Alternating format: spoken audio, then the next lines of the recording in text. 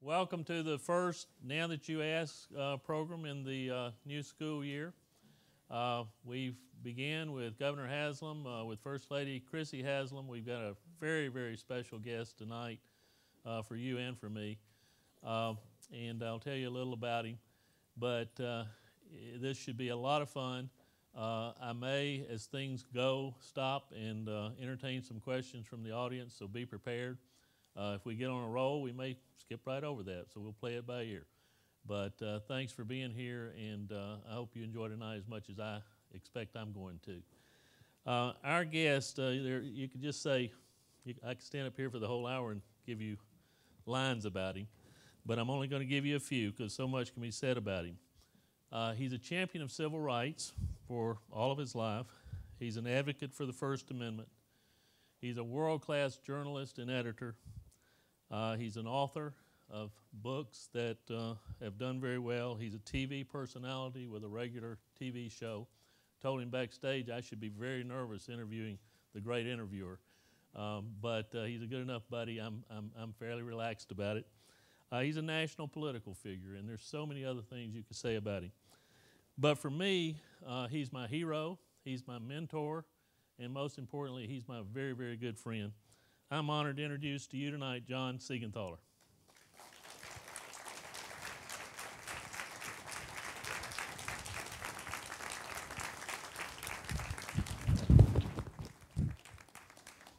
Sit in. How are you? I'm fine. It's so natural to see you sitting there on my right. Just for that, I ought to switch chairs. He taught me everything I know, so if I'm sitting on his right, that's probably why. He's moved to his right a lot over the last few years, too, by the way, for those of you who know him very well. Thank you, though. This is a real treat for me. I've been looking forward to it, and let's have a good time. I'm so happy to be here. I always love coming to Lipscomb, and it's so nice to be here tonight. After Governor Haslam was here, I mean, we can sort of be on each side like bookends and keep you in the middle, right in the center. Where I'm comfortable. Where he's comfortable, yes.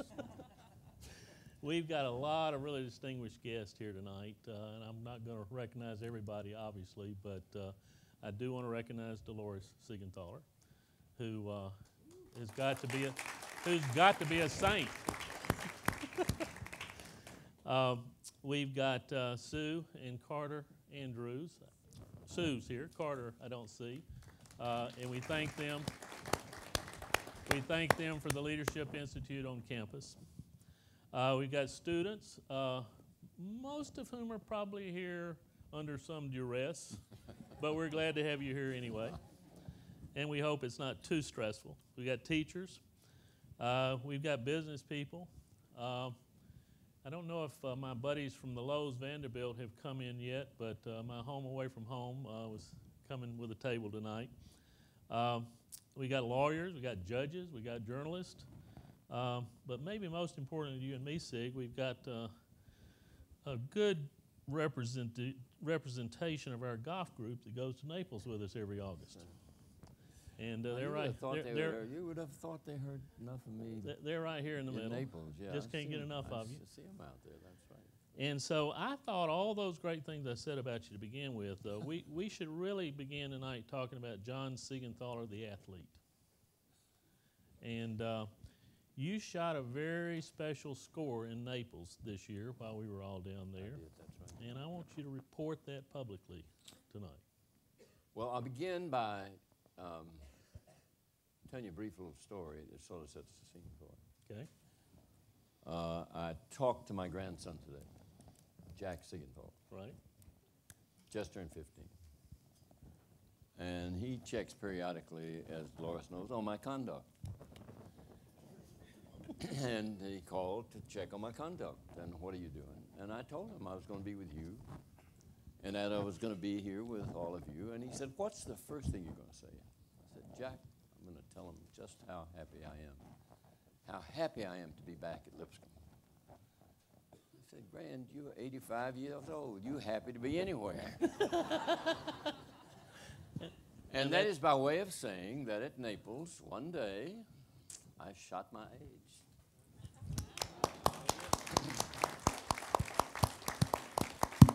And I'm so glad to be here with witnesses because Dolores has been doubting it ever since I told her. And Dolores, we only let him play 18 that day. We would not let him play the second 18. We took good care of him. Before golf, you were quite a tennis player. I was. You miss it? I did for a little while, but I'm so in love with golf, I don't miss it. Good. But I played every day. I taught Dolores how to play, and we played a great deal together, and we played some doubles together. I would advise any of you who have never played and are thinking about it, don't ever play doubles tennis with your wife unless you know a marital counselor. It's real trouble. But anyway, we played together and won some club tournaments together, and I really enjoyed it. But I must say, I've fallen in love with golf, and I don't miss it at all. I've watched you in golf. I watched you in tennis. I watched you at the newspaper. You're fairly competitive. I am. That's a question. I am fairly competitive. There's a whole table down there that knows the truth of that, and I am fairly competitive. Where'd that come from? You know, I guess I think it's genetic. I've got 7 younger siblings, and you can't grow up in a household like that. If it's not in your genes, you learn how to be competitive with 7 younger brothers and sisters, and so, I guess it started in the home, in the home where almost everything else starts. I've known a few of your siblings over the years. They're all in the service sector. They are, yes. Where did that come from? I think because I consider you in the service sector too. In a well, thank way. you. I do consider journalism public service, and my brothers and sisters all went into areas of life that I think far more than they really sought to serve and help other people, and I admire them very, very much. And we're extremely close-knit family, even after all these years. We don't see each other every week or month. We talk on the telephone, but usually we get together with frequency. And having a family is an important part of life, I think, and relating to them. And those of us who are able to live long and stay close are really blessed, and I think I have been. Was this service ethic, though, was there a model for it in the home, or was there a spark for it, or did it just happen? I think both my mother and father sought to instill in us a sense of civic responsibility, public responsibility. I know that my mother, from my earliest years, would first every night tell me stories, and then after I was 4 or 5, every night read me stories. And she began with the junior classics and moved through Charles Murray Lamb to Shakespeare. And you don't want to guess him, I started on Shakespeare. Dolores hears enough. I quote him all the time, and she's sick of it. But I do think that she had a deep commitment and love of letters, and as a result of that, I think most of my brothers and sisters did. And somewhere along the lines, we begin to read enough, you begin to know a little more, and you begin to relate to other people and other conditions and situations, and I think that's what sort of governed my direction, and I think my brothers and sisters committed them to public service too. Was there a favorite story? remember? Yeah. There were a number of them, but the story the story I remember the most was a true story she would tell about her upbringing. And she was born and raised on Broad Street on 12th Avenue. Her grandfather had owned a store on the corner of 12th and Broad, just catty-cornered from where the Tennessee and Press building is now. And they had the store on the corner, and then the residence was just behind that. And she would talk about how her father, my grandfather, on every Sunday after church, would take them on a walk from 12th Avenue down to the river. Wow. And they stopped at Union Station and fed the alligators. I never knew, never would imagine, and I'll bet most people never knew, they had alligators in a tub on display just outside Union Station, and people walked down to see them all the time. Yeah. And, did you ever see them? Well, you saw them. Never did. I was long gone. The alligators were long gone before I was. Yeah. There's a marketing trick for you, Negri. But you know, I really do think that being raised in a family that where there was real affection for the written word and the spoken word, and you know, it's not just a written history; it's an oral history, and you know, it bonds people together in loving ways and caring ways and thoughtful ways. It makes you. When you were my editor, I assume you know this, but those of us in the newsroom, I remember watching you, called you a word man, because when you wrote a piece, every word had a reason for being there, and it sounds like this started very early.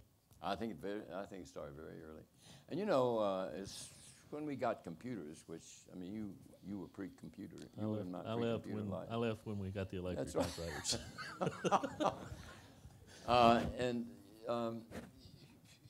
But when we got computers, I asked the technocrat to make sure that each journalist, each writer, each copy editor, as soon as the computer went in, it came on, and as soon as you punched your code in, first thing you saw on the screen were these words: "Pity the poor reader."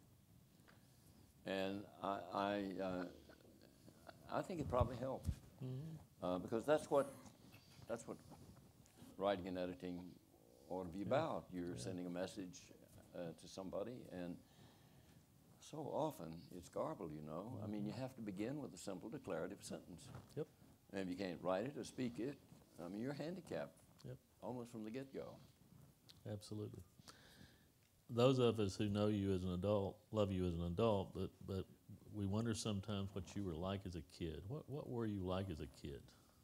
I was such an angel. You know, I was really cherubic and Tell us the truth. That's right. Those of us who know you as an adult know that's not true. Again, I think from very early age I was competitive. I was interested in sports, and I was competitive in sports, and I think that pretty well governed everything I did. I think like most of all of us, you like to excel, and it comes naturally, particularly if it's encouraged, you know. And it was for me, and it was for us. And so I think that I was, I will say that I was a spoiled brat. I was the first child, and we lived on Woodmont Boulevard. And my parents doted over me. And my grandparents were even worse. And we had a next door neighbor named Nancy Shelton who claimed that I was her child. And and she doted over me. And there was a musician who lived across the street named Lawrence Goodman, and he had children of his own, but he doted over me. And you know, I was really spoiled. Beyond that, I'm not prepared to say much, but I was a spoiled brat. Well, that's a nice glimpse. You told us a little about your mother and the stories. A word about your father. Well, he was a contractor, and he specialized in sheet metal, and he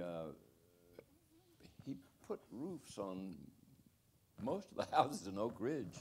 Really? Yeah, during the years that they were developing the housing up there for the nuclear program. Mm-hmm. It was very secretive, and we didn't know it. But during that early years of the war and just before, he would come home on weekends. But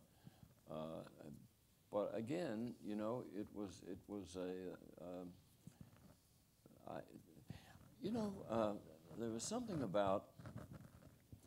there's something about love in a home that makes it sort of a cocoon of security. And I think that was what really, and Dolores and I have talked about that, I think that is what really fashioned my own life, and which has been as flawed as anybody you know. But I think that all of us really felt that we were in that little cocoon, and it does give you a sense of security and self-confidence if you're loved, and I think we were, you know, and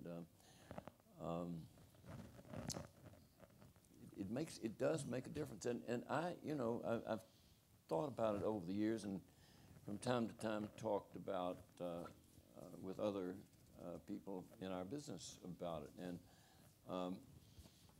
I remember one time Abe Rosenthal and Ben Bradley and I were all together at a convention. Now tell these students who Abe Rosenthal and Ben Abe Bradley. Rosenthal was the editor of the New York Times, and Ben Bradley was the editor of the Washington Post. Two great editors. And we went to Honolulu for a convention, and the three of us wound up in a bar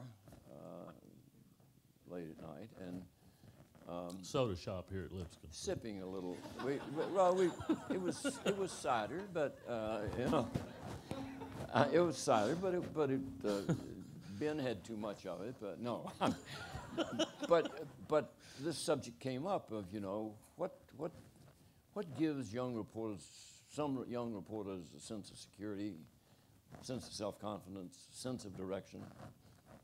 That's Tom Ingram, all of those. And all of us agreed that we thought, to the extent that we were concerned, that sense of security and self-confidence came from homes where, on the part of both parents, there was real affection and an effort to make you feel, you know, doesn't mean you're not scolded or even spanked. I don't think Ben ever was, and it shows. But but that affection really, I think, makes a great difference. And as I look back on it and think about it, I didn't know you were going to lead me down this trail of revealing my secrets. But you have, and so I've told you what I think about. That's the whole point. Yeah.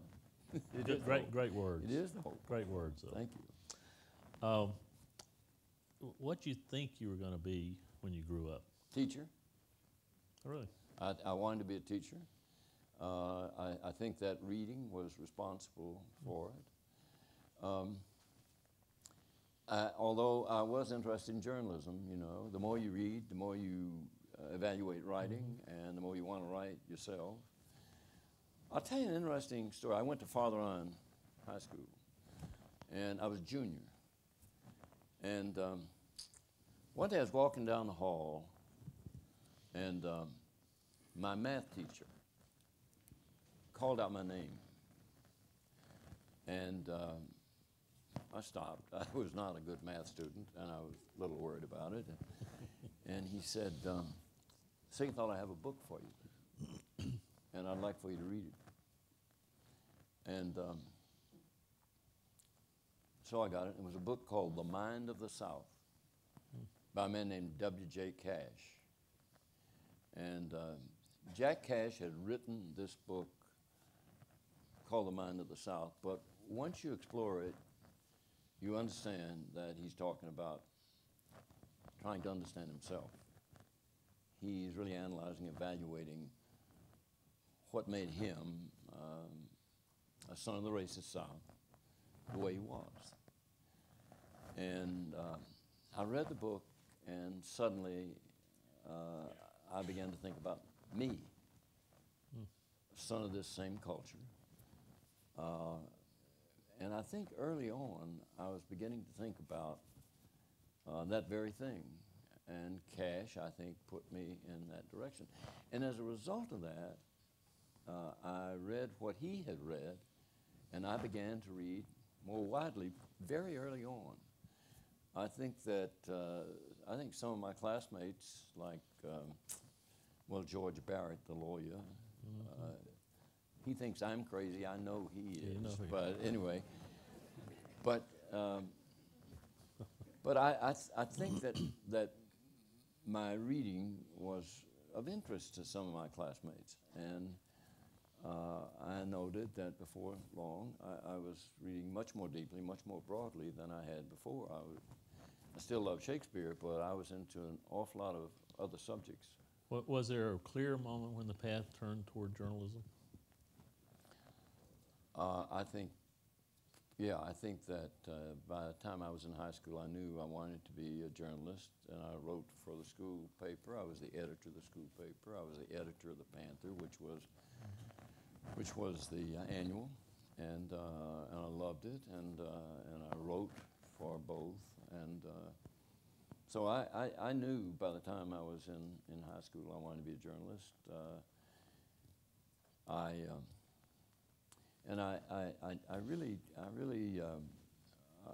really think a love of writing is what made me go, and that whole thing about evaluating other writers and evaluating poets. And you know, and in those days, memorization of poetry was a vital part of a high school education. And you know, I could go on until my parents were bored with listening. Your favorite poem? It's by Walt Whitman, and it's called Miracles. Who makes much of miracles? As for me, I see nothing else. And then he goes through all the things he sees. Great. And it's a beautiful poem. Right. And it touches the heart. And I'm 85 years old, but Dolores knows that when I go, Walt Whitman is going to be, Miracles is going to be read. Good. Hope we don't read it for a long, long time. I hope so too. I think she might even hope so.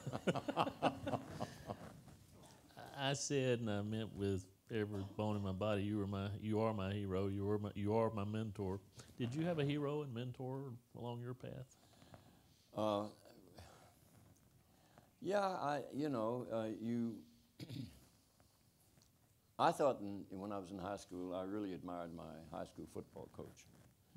I thought he was a wonderful man, and I thought he was such a good man and such a fair man.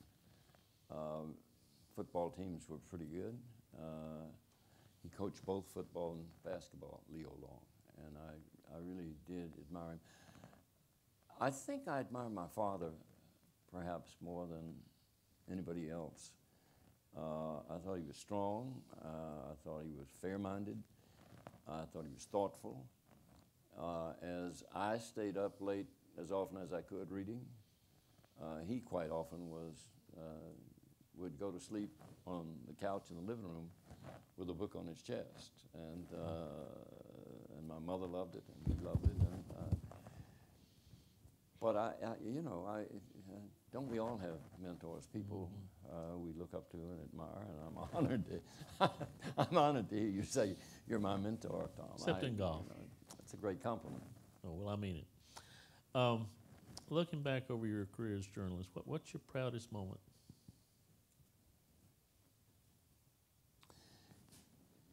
You know, there are so many moments in which,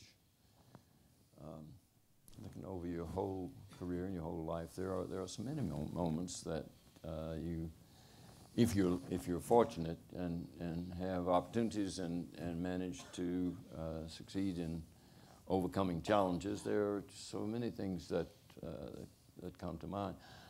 I remember when I went into the Air Force, and I don't believe I've ever said this to Dolores. I think the day at Fort McPherson, Georgia, I raised my hand and swore to protect and defend the Constitution of the United States and joined the Air Force was a proud moment, I remember. It was especially proud because I didn't want to be in the Army and I didn't want to be in the Navy. And that was part of it, but part of it, the other part of it was just understanding what it meant. And I'd never recited those words before. I never thought about reciting those words before, you know. And I was a little nervous, and it was an intimidating moment. But I thought that reflecting on what I was really saying reminded me in a sort of a special way of who I was and where I was, and what our country was about. And my career in the Air Force, I was a control tower operator most of the time at MacDill Field, Florida. Fought the Battle of Tampa Bay. As someone said, all those planes you shot down weren't the enemy. But I really was. It was a special time for me and a proud moment. I'm going to divert to a story you've told a couple of us in Naples. Your career got on a path. Dolores had a career, and you said something to us in Naples about the sacrifice she probably made on her career front. She did. For your career front. Right. Tell us about that. And you're well, welcome to give her kudos as you do it. Yeah, that's right. My wife was a professional singer. For those of you who maybe don't remember, and some are too young to remember, but and you're probably too young to remember who Arthur Godfrey was, but he was for a period of a decade the dominant influence both on radio and television. He had a morning radio show network, CBS. The story about Arthur Godfrey, many people don't know. He was an announcer early in his career and was announcing and reporting on the funeral of Franklin Delano Roosevelt, and he did the unthinkable. He broke down and wept as the funeral was going on, and they had to take the mic away from him. But he turned out to be a wonderful fellow and a real entertainer, and Dolores sang with Arthur Godfrey for a while. I think I told you in Florida, and it embarrasses her for me to say this. She made at least 5 times more than I did for the first 5 years we were married, and I just had a wonderful life, you know. And then Jim Reeves had a show out of here. There was a network show called Sunday Down South. She was the vocalist on those 2 shows. This would be of interest to some of you, maybe. Dolores Watson, 53 years ago, opened the program for the Tupelo homecoming of Elvis Presley. Wow. And we had a wonderful picture of the 2 of them together. Wow. And she was a terrific singer. And I had a tough time though with her, you know. We met under really difficult circumstances. Tennessee in those days, and long after I was editor and publisher, we had a Sunday concert, Centennial Park, that we sponsored, along with the Musicians Union and the Park Board. Right. And the last place you wanted to be if you were a reporter on Sunday afternoon was at that park concert. It was the worst assignment you could possibly get. First of all, sweltering heat. And then every musician you ever heard of, most of them really very good, but you know, unless you're a music critic, you're wondering, do I have to spend Sunday out there? You know, I've already been to church. Now I've got to go out and listen to, and sometimes you heard gospel music out there. Well, it was fine, and it was wonderful. But I was assigned to go out and cover the concert one Sunday afternoon. And who was the star vocalist but Dolores Watson? I'd never met her. But I was backstage before, and I was cursing the heat, and she didn't like that. And but you know, I was bowled over, and but she didn't like what I wrote. I didn't know it at the time. I didn't talk to her after that day for some time. But the more I thought about it, you know, I thought I'd really like to go out with her. I'd like to get a date with her. And I tried, and I tried, and I tried, and I couldn't get anywhere. And I tried to find friends who sort of helped me come in the side door, you know. And but I just couldn't make any headway at all. And finally, I did have a friend who knew a friend of hers, and sure enough, she said she would go out with me. The rest is history. And when I went up and knocked on the front door, and she came to the door, and she'll deny this, and she denied it when I told this story very, very recently. I went up to the door, and she thought I was the photographer that had been there that day. She didn't know I was the reporter. And when she found out I was the reporter, she hadn't liked at all what I'd written. I mean, it was tough, I'll tell you. And You pay for your words. Let me. So that was one time the written word really didn't work for me very well. Serve you well. Right. Well, glad I diverted. And we'll segue back to journalism. Talk to us a little about journalism at the Tennessean when you were editor versus journalism today. Do we really want to go there? Yeah, let's see where it goes. We won't stay long if we don't like it. First of all, I met yesterday with some of the journalists at the Tennessean, and I think the level of professionalism is very high. I think there are some really bright, dedicated people in journalism, and they all understand what's happened to the business. The future of the business is online. The ability for a newspaper to make profit is there still, and many newspapers, including the Nashville Tennessean, the Tennessean now is profitable. But the profits have shrunk to the degree that there have been buyouts and layoffs and early retirements, and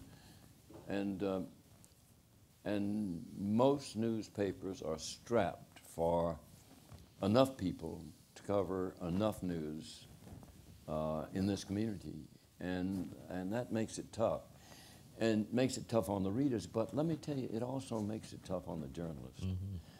To work for a paper and know you can't do what the charge is, what the First Amendment responsibility and duty is, to monitor agencies of government and in the private sector and charitable and educational institutions. To know you can't do that because you don't have the people power is really frustrating.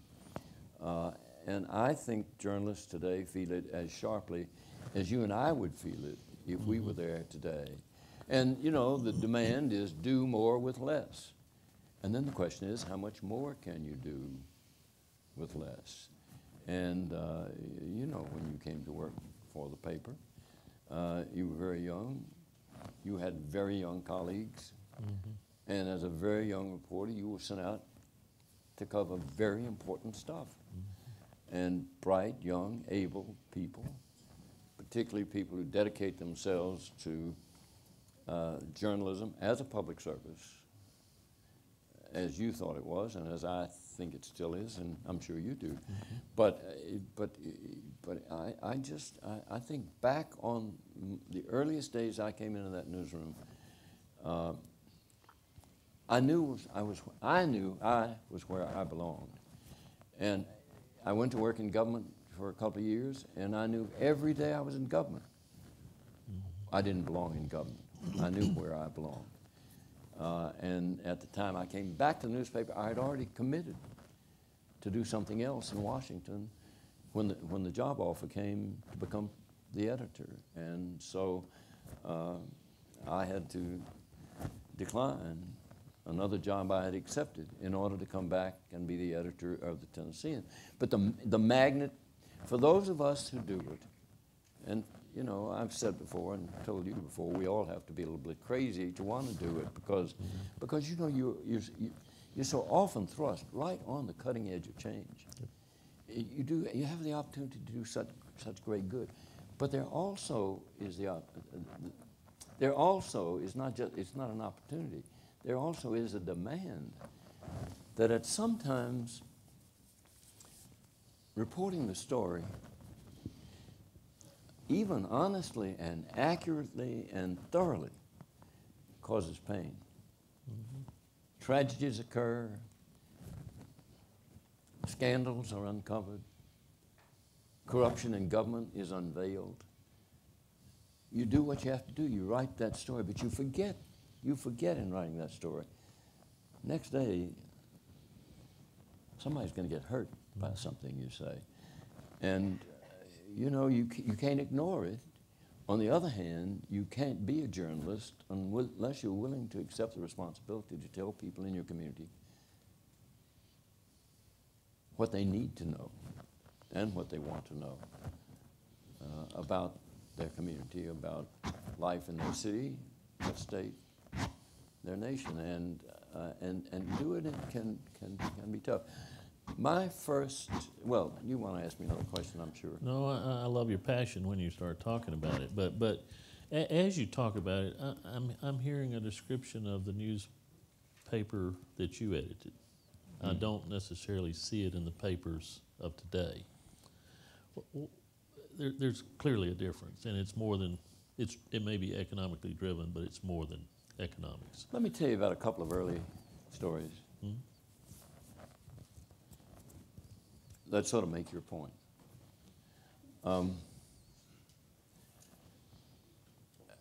I was in covering the courts.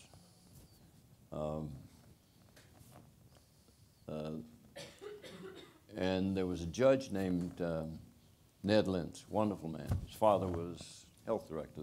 The Lentz Health Center was named for his father. And Judge Lentz called me in one day, and I knew he'd been in conference with 3 lawyers that I didn't know. They were all from out of town. And he called me in the office and said, I have a story for you. And, you know, we were very competitive with the Banner at that time, and it was still on ahead of the Banner's deadline, and he was giving me this scoop. He said, there's a person who's been missing from this city for 22 years, and he's been found. And here's his name. And he gave me his name. And I said, thanks, Judge. Where is he? Oh, I can't tell you. Come on, Judge, you can't tell me. No, I can't tell you. He violated the law.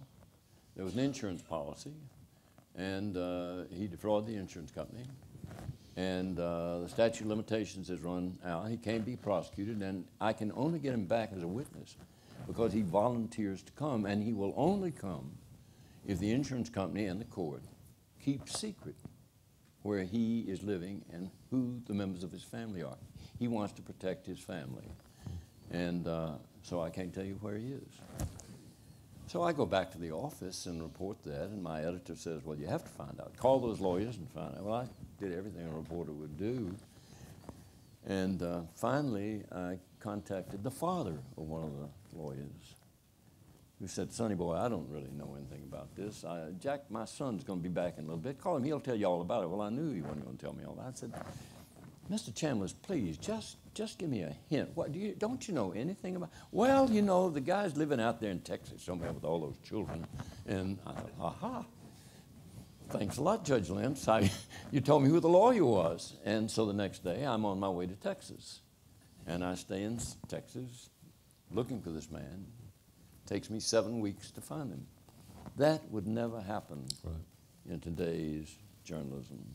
There simply isn't the funding to do it. And you know, I said earlier that story caused a lot of pain for Tom Bunton and his wife Betty Palmer, and it was scandal tinged, but it also, you know, there was also a contest there with the government. I didn't think Judge Lentz should seal those documents. I thought it should have been an open record, and I liked him very much, and he continued to help me. And in the long run, he said, "Well, you sure helped me. We didn't have to have a trial. After you told everybody where he was, the insurance company got its money back." And the money had been held in trust for his 3 sons here in Nashville. And even today, I'm sure that story is painful to members of that family. Yeah.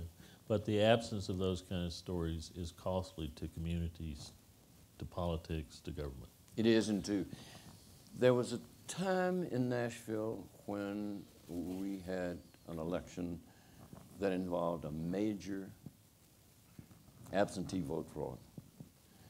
And on the morning after the election, it was quite clear to everybody that there were more votes, absentee votes cast in one ward than in the whole county.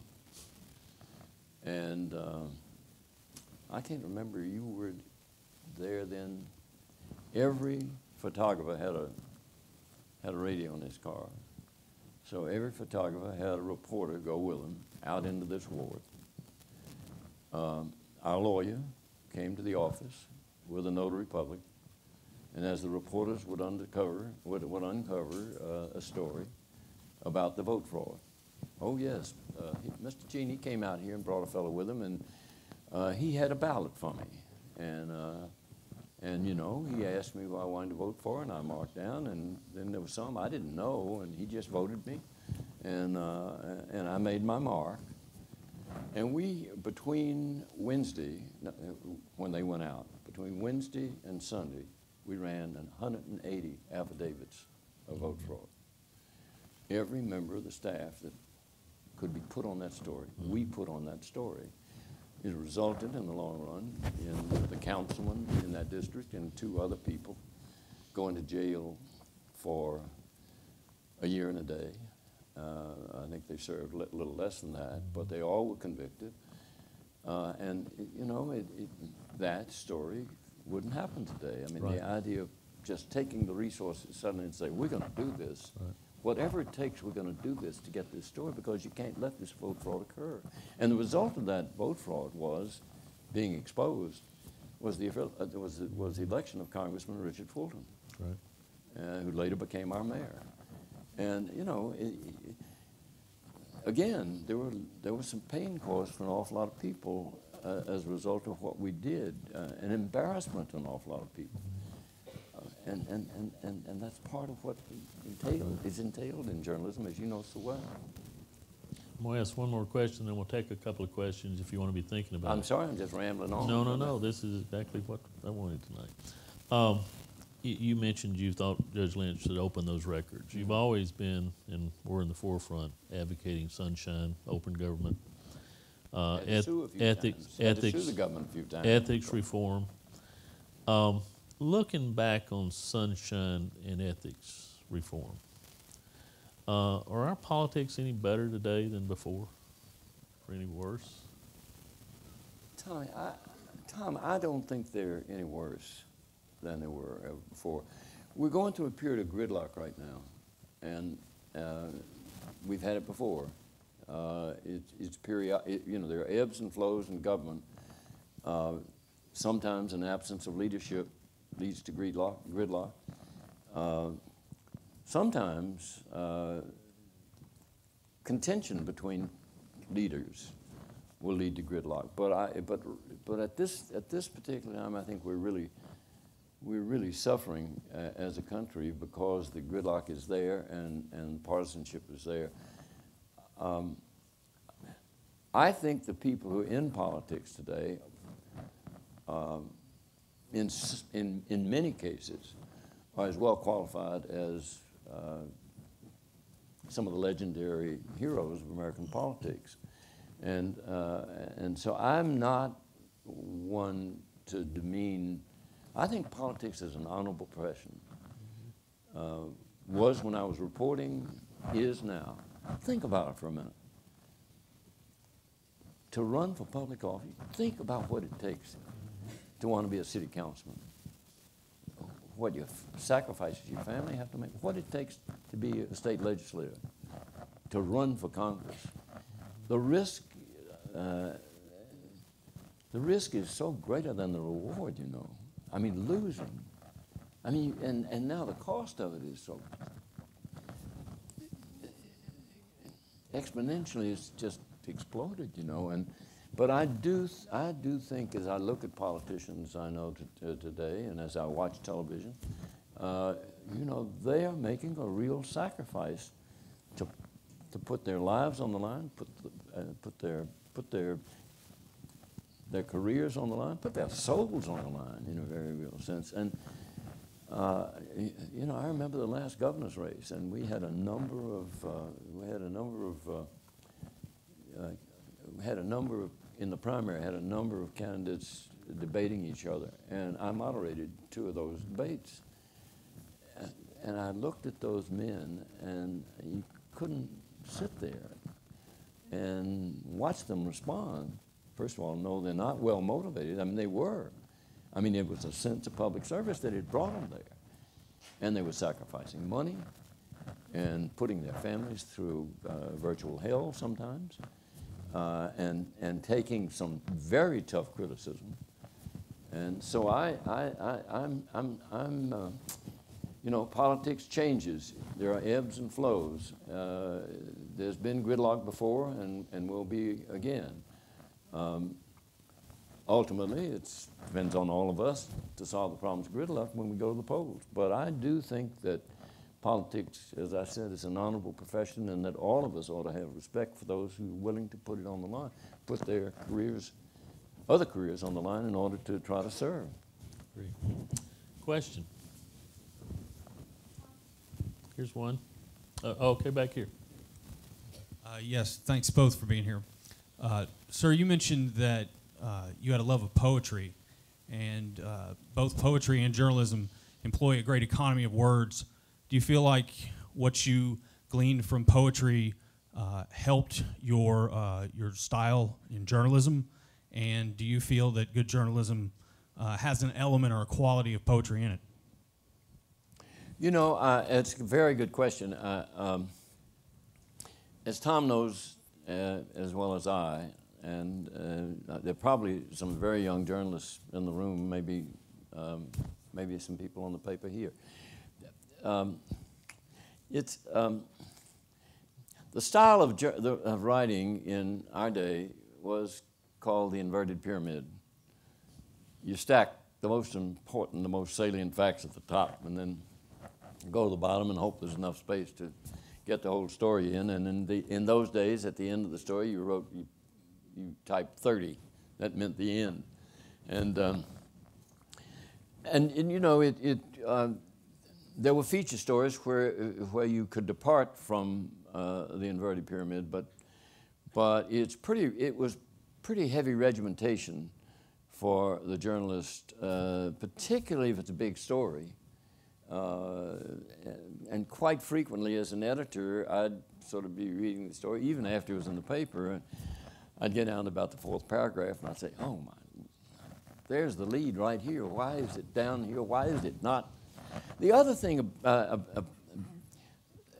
the other hand, I think that there is a rhythm about reading journalism. I mean, you know, I don't say it should be written, that news stories should be written for the lowest common denominator, not at all.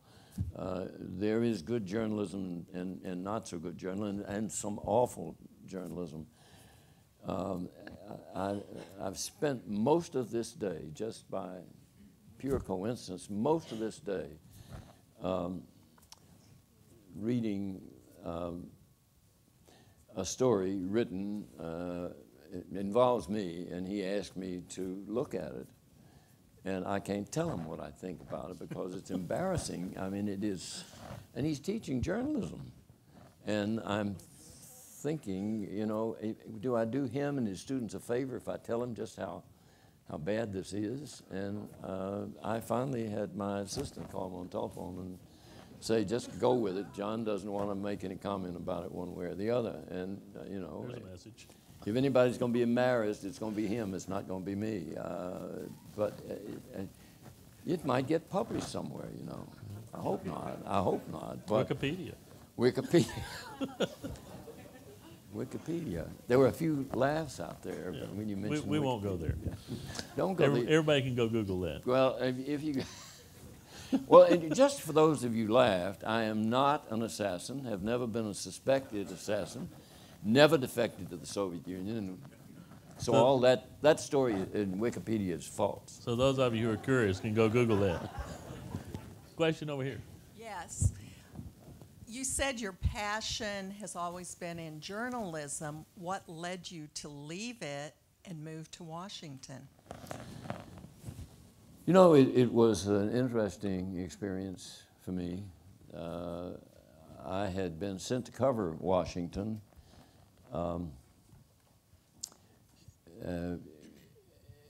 1957. Spent most of that year there.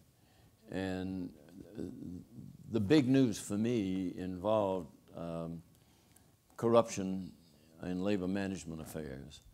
And I had reported on that for a year and a half here.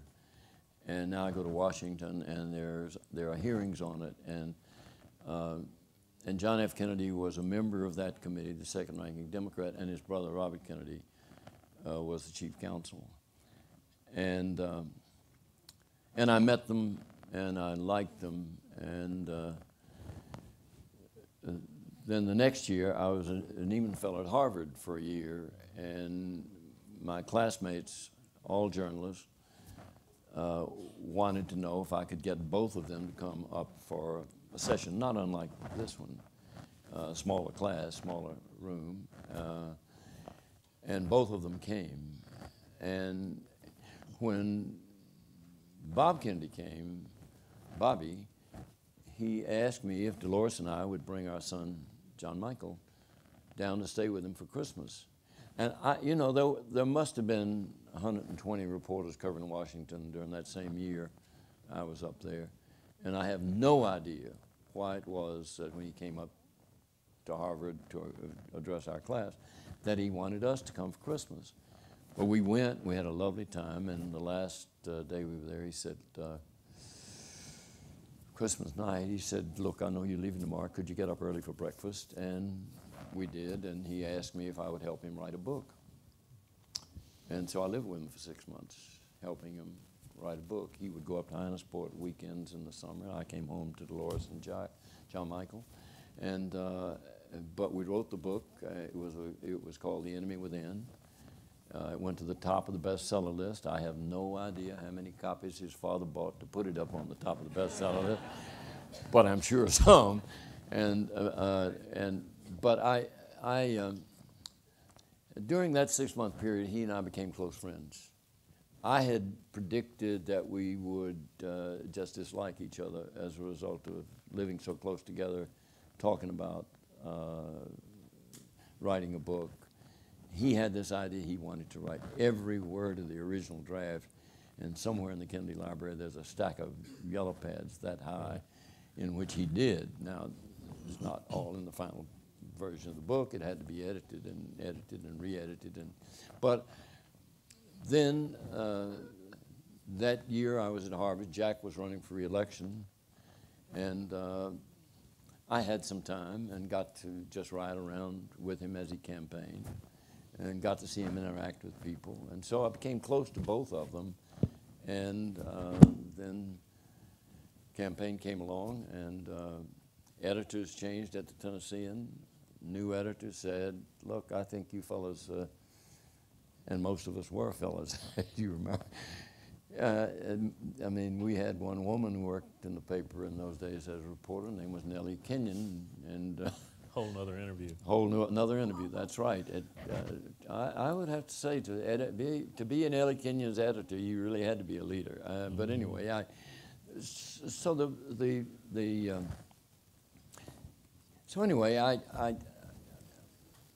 I needed to get away. The new editor said, we're not going to cover civil rights the way we've been covering it. I think the students have, and said it directly to David Halberstam and Tom Wicker and Wallace Westfeld and me, I think the students have manipulated. All of whom were reporters at the time. All of them were reporters at the same time, and said to all of us, you know, here's the second Civil War. Part of it's occurring on the streets of Nashville. And these young kids are putting their lives on the line in order to change a corrupt, racist system. And it was news. And you know, objectivity is one thing, but it's very tough to write 6 column inches about civil rights demonstrators that are positive and 6 that are for the Ku Klux Klan that are positive. I mean, you know, you have to make value judgments in reporting the news if you're going to inform the reader as well as the reader. So Tom Wicker left within 3 weeks, and Robert Kennedy had called earlier, and I'd said no, to ask me if I would come to work in the campaign as administrative assistant. But now I called him, and I left. I was second to leave. The others couldn't get out for another 3 months, but all of us, 6 of us, bailed out because we simply couldn't work for an editor who really didn't want us to cover the biggest news stories since World War II. And all left Nashville to become major national journalists. All became major. You refer to Robert F. Kennedy as Bobby. You refer to the president as Jack. Who's the most impressive person you ever met? As you look back over all the people you've known. Last time you asked me a question like this, Yeah. you know. I know what you said. You asked me. I asked you who was the most eloquent communicator. And I told him John J. Hooker, and I'm not going to say John J. Hooker was the most. Tonight I said the most impressive person you met. Well, there's a difference. You know, I think the president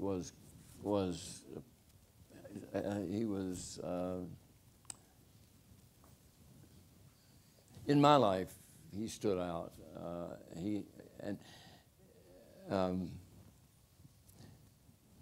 First of all, that year at Harvard, I campaigned maybe half dozen times. I'd go around with him.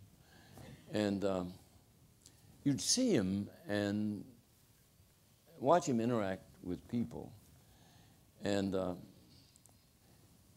yesterday I was in Washington with Congressman John Lewis, who incidentally was one of those students who manipulated us, yeah, but as a demonstrator.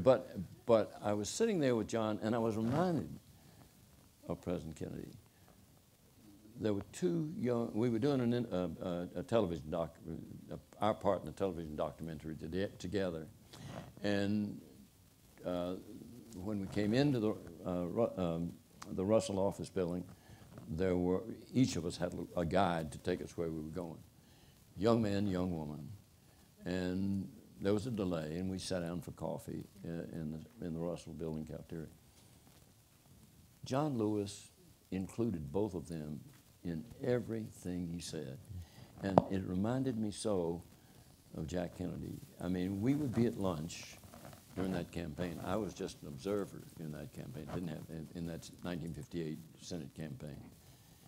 But you never sat with him. Even a reporter from Nashville who couldn't vote in Massachusetts or write anything and wasn't writing anything about that campaign. I was just there as a sort of observer. If you read The Last Hurrah, I was sort of like that person. But I was included in the conversation, and every other person there at some point either would get a question or he would say, you know how that is, and he'd reach out and touch you on the arm. It was a powerful personality, and you know, maybe it's those Irish political genes that made him do it. Beyond that, he was not just he was not just articulate. He was smart. He was intelligent, and he knew an enemy when he saw one. And I never saw him. Treat an enemy in a negative way. And then I began to watch him at press conferences. Unlike many politicians, he loved journalists. Had been one. If you go back and look at the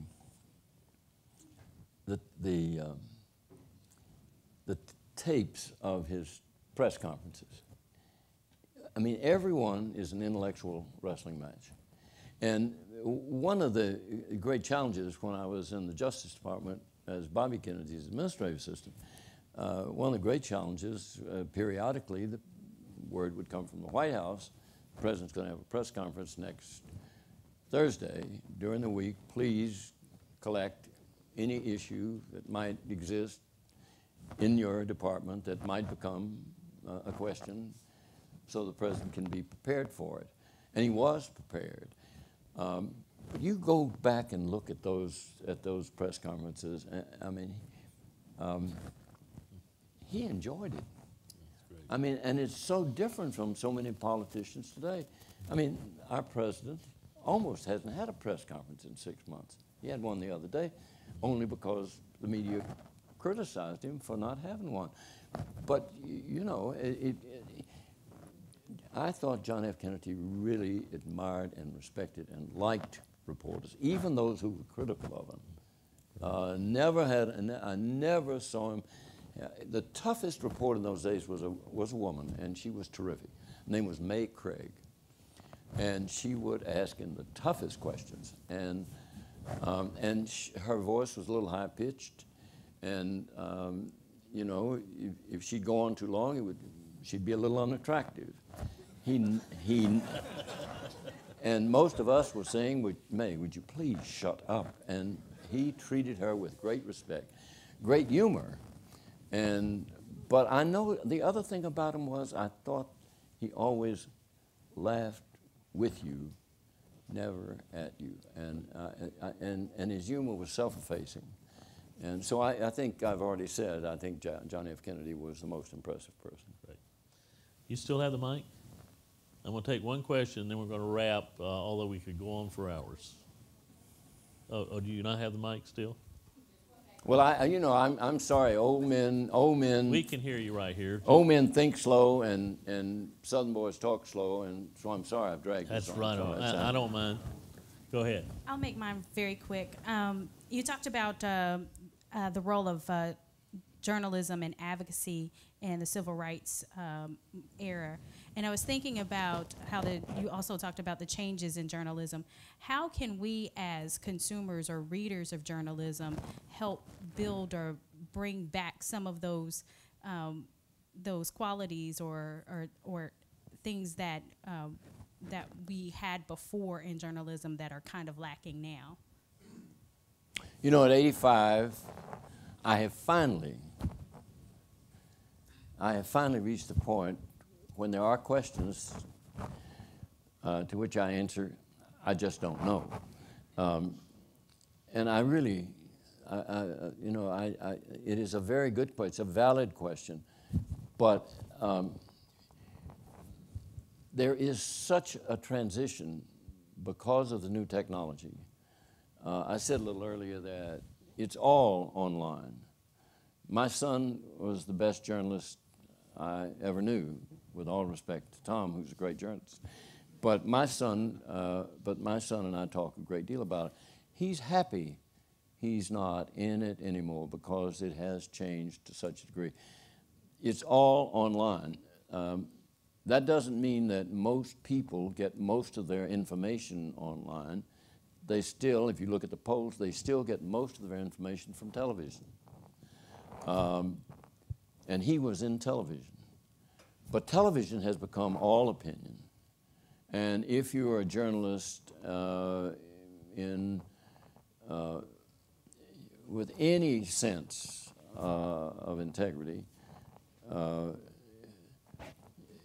you go to Fox or you go to MSNBC and you just want to be somewhere else. And it is so biased on each side. And you know, the anchors so often cut you off, cut you down. You know, it's really become opinion. Now, what's important about the new technology is that as we look at how journalism is going to evolve with this grand new miraculous medium that takes us, you know, it puts the world at your fingertips. But as we've seen this last week, this new medium also can create havoc all around the world. There's a First Amendment right to criticize the Pope, to criticize Jerry Falwell, to criticize the Prophet Muhammad. That is a First Amendment right. There also is a First Amendment right to condemn and criticize journalism you don't like. And you have a right to do that. But you know, we're not really sure where this new world of technology is going to take us. And I just would make one point. What can you do? The first thing I think do as you think about entering it, whatever the story. I mean, there's still plenty of discrimination, still an awful lot of injustice in this society, still blatant ignorance. You know, and we're seeing some of it in the reaction around the world and some of it here at home. But the most important thing, in my view, is that values of old journalism, values that have to do with integrity, telling the story as best you can tell it, as truthfully as you can tell it, with as much depth as you can tell it. And there is so much depth there for you online that you've never had before. Cleave to those old values, and we can make this new journalism, we can make it better than the old journalism. But it won't be that way. And you know, I don't harp on Wikipedia. But let me just tell you not my story about Wikipedia. Let me tell you, anybody here know who David Atkins is? Or anybody here know who Sinbad is? He's a black African actor and comedian. He's good, talented. Wikipedia has killed Sinbad 1,000 times. He's died from a drive-by shooting. He's died from an overdose of heroin. He's died from a self-inflicted shotgun wound. He's died from a sexual assault in a public bathroom. Most often they kill him simply by, under his birth date, injecting a death date. I mean, he's alive and well, and his profession depends upon people knowing that he's a performer. And you know, if that's going to be the rule of the new journalism, or that Seigenthaler was a suspect in the assassination and defected to the Soviet Union, if that's the way it's going to be. Fuzzy Zeller, the golfer. Fuzzy Zeller, the golfer, a wonderful man. You know, he's got a loose lip sometimes and shoots off his mouth, but he's not a drug addict. He's not an alcoholic. He's not a wife beater. He's not a sexual pervert who's a predator and takes advantage of small children. But you look at Wikipedia, and that's what they have said about him. And if that's going to be the rule, and anonymity is going to shade the perpetrators of that sort of slander, libel, then the new journalism is going to suffer. And so if you ask me what I really think, as you look at how you move in on this wonderful new medium, gird yourself with old values, and let those guide your integrity as you report the news. I mean, I I said earlier, it's not, objectivity is not 6 column inches for the cops and 6 column inches for the robbers. Your intellect, your intelligence, what you know, hopefully you know more about the story than anybody else, that will guide you and tell it the way it is. So that's the bottom line. Let the traditional values that have sustained the First Amendment rights of a free press all this time, let those prevail as the new media evolves and as people decide on where they're going to go on this wonderful spectrum of opportunities now online. There's so many places to go to so much information. It's an information overload. But for those of you who are involved in it and dedicate yourselves to covering problems in a troubled world, be guided by those old values. It's too long an answer for a good short question, and I apologize for that. But you know, old men do get carried away sometimes, and I apologize. Pretty good answer for not having an answer.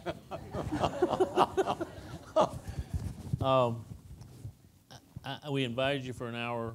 We're going to not go much over that, although I know there are other questions out there. I'm looking around. I'm seeing so many old friends. Even in the dark, I can see old Even in friends. the dark. It's so nice of you all to come out. Thank you so much. As old friends and new alike. As those of us who go to Naples every August, there's never enough time with Seigenthaler. But thank you for being here. Thank you, Tom.